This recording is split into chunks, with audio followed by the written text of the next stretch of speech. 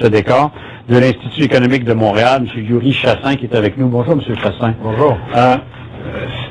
Cette hausse, est-ce qu'effectivement, elle n'est que pour démontrer qu'il faut rattraper et se mettre au niveau avec le restant des universités au Canada?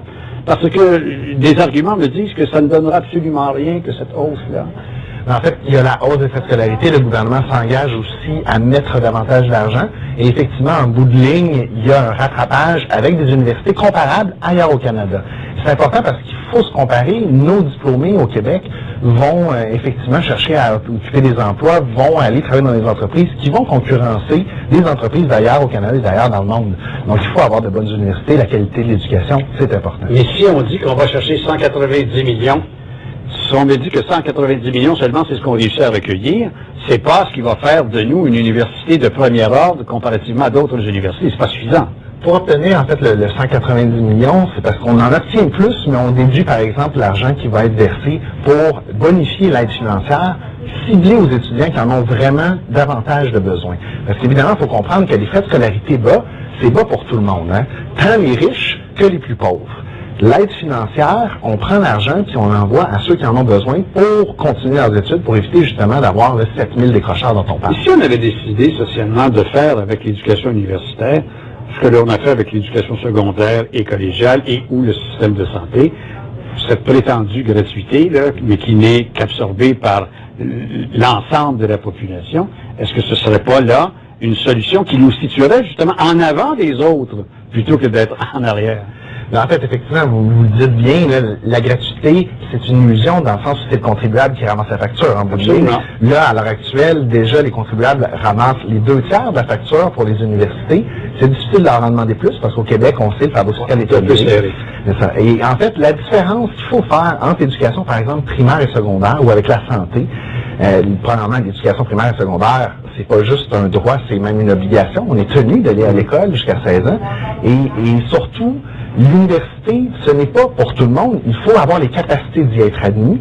Et une fois qu'on va à l'université, on diplôme, on a effectivement des revenus beaucoup plus élevés tout au long de ils ont passé cette épreuve, ces étudiants-là. Ils sont entrés à l'université. Exact. Bon, alors. Et quand ils vont sortir, ils vont gagner, en moyenne, il y a différentes études, là, entre 600 000 et 1 million de dollars de plus qu'un diplômé du secondaire au courant de leur vie active.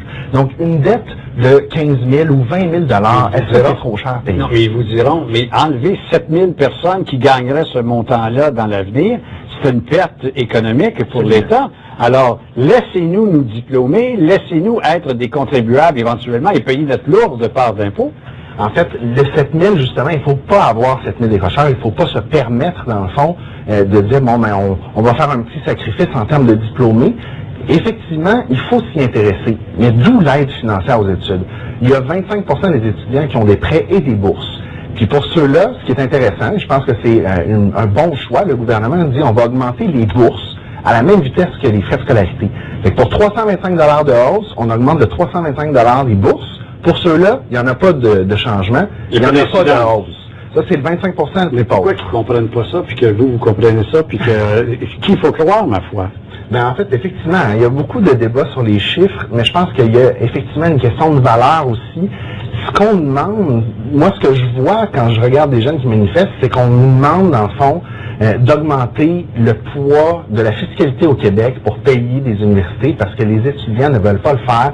C'est logique, quelque part, quand on est bénéficiaire de son éducation, d'avoir à payer une partie. Qu'est-ce que vous dites sur un autre domaine dans ce même secteur du sous-financement des universités? C'est-à-dire, on dit présentement, nos universités crèvent un peu de faim et ne pourront pas tenir les standards requis bien longtemps si on ne fait pas quelque chose. Croyez-vous que cette augmentation aiderait cela ou c'est pas une révision de la façon dont sont gérées nos universités qu'il faut revoir? En fait, il y a certainement un accord là, des recteurs et des principaux des universités à obtenir pour s'assurer que l'argent soit bien géré. Ça, c'est une chose, et là-dessus, je pense que tout le monde s'entend.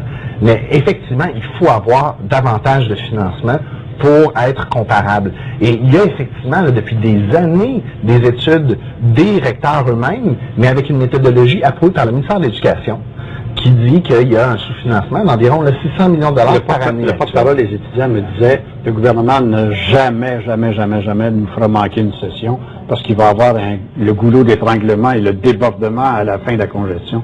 croyez-vous qu'on puisse se rendre là? Est-ce que cet affrontement mérite ça? Moi, j'espère en fait qu'il y a de plus en plus d'étudiants qui vont se dire je veux pas juste l'accessibilité à une éducation moyenne, je veux l'accessibilité à une éducation de qualité, puis que finalement le mouvement, dans le fond, va s'essouffler un peu de lui-même. C'est effectivement très difficile, bureaucratiquement, d'annuler une session. Oui. Là-dessus, on est d'accord. Ceci étant dit, est-ce qu'il va falloir qu'ils étudient l'été, puis à ce moment-là, ils pourront moins travailler? C'est une possibilité aussi. Merci beaucoup, M. Yuri Chassin, de l'Institut économique